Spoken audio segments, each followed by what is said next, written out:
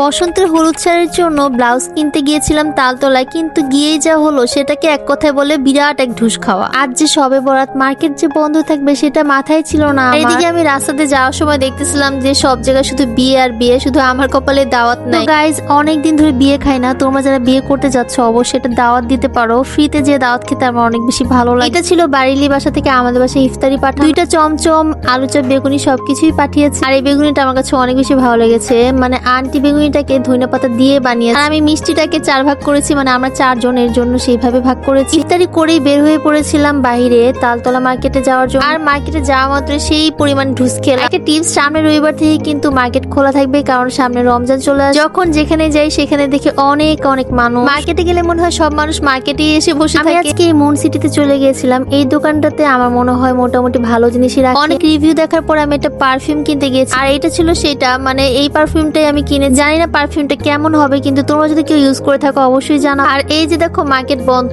দেখে একদমই মন খারাপ হয়ে গেছে, কারণ আমি ব্লাউজ কিনতে গিয়েছি। কিছুদিন পরেই আমাদের একটা পার্টি আছে যেখানে আমাকে অ্যাটেন্ড করতে হবে। সেই ব্লগটা তোমাদের সাথে খুব তাড়াতাড়ি শেয়ার করব। দেন আমি চলে গেলাম কানের দুল, চুড়ি এবং রিং এর দোকানে। আমার চুড়ি পরতে অনেক বেশি ভালো লাগে আর এটা পছন্দ করেছিলাম, কিন্তু দামে বনে না। মোস্ট অফ দ্য টাইমই আমি এটা দেখে দামে দামে করে চড়ে রেখে চলে আসি, কেনাই আর হয়। আর এই আংটিগুলো 200-300 করে যাচ্ছিল, আর কি আর বলবো, এতটাই ভালো লাগে না যে কিনবো। নেক্সট আমি গলা সেট দেখতেছিলাম, কিন্তু কোনোটাই পছন্দ হচ্ছে না। আর এই গোল্ডেন কলারের চুড়িগুলো 2 মুঠ ছিল, সেটা 400 টাকা চাচ্ছিল। এটা চেয়েছে 250 টাকা, দামাদামি করলে হয়তো কমাবে, 200 টাকাই নিই। দেন আমি কিছু রিং দেখতেছিলাম, আমার রিং অনেক বেশি পছন্দ। আংটি পরতে আমার অনেক বেশি ভালো লাগে, কিন্তু কোনো আংটি ভালো লাগতেছিল না। এগুলো ছিল গলার সেট, আমি মাঝে মাঝে গলায় পরি, আমার ভালো লাগে পরতে। তারপর আমি সেই হাতের বাউটিগুলো দেখতেছিলাম, কিন্তু এগুলো ডিজাইনগুলো আমার ভালো লাগে না, তাই আমি কিনি। আর এই চুড়ি দোকানে যেয়ে আমি আটকা পড়ে গেছি, আমার কাছে এত ভালো লেগেছে আমি চুড়ি কিনি। চুড়িটা কিনলাম সেটা আমি পরেই দেখাবো, কারণ এটা সারপ্রাইজ। আর এখানে এতগুলো আংটি আমি চেক করতেছিলাম, বলো তো কোন আংটিটা আমার হাতে ভালো লাগতেছে।